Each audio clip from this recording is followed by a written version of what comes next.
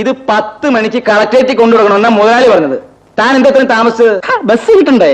ഇവിടുത്തെ പ്യൂൺ സഞ്ചരിക്കുന്നത് ബെൻസ് വണ്ടിയില്. അപ്പൊ വർക്ക് സൂപ്പർവൈസറായ ഞാൻ ഏത് വണ്ടി സഞ്ചരിക്കണം? നീ ശവവണ്ടിയിൽ സഞ്ചരിച്ചോ? ഇത് പിടിക്ക്, കൊണ്ടുപോക്ക്. അല്ല, മുതലാളിയുടെ പട്ടിയെ കുട്ടി കടിച്ചെന്ന് കേട്ടല്ലോ, എന്തായി? താൻ ഏത് കോത്താഴ്ത്തുകാരനാടോ?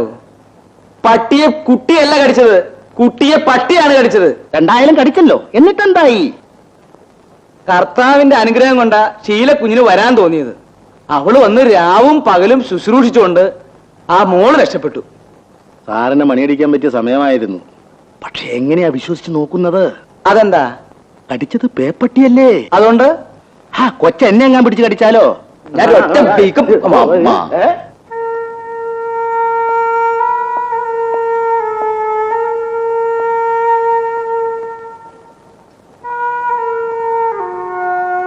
ശീലേ,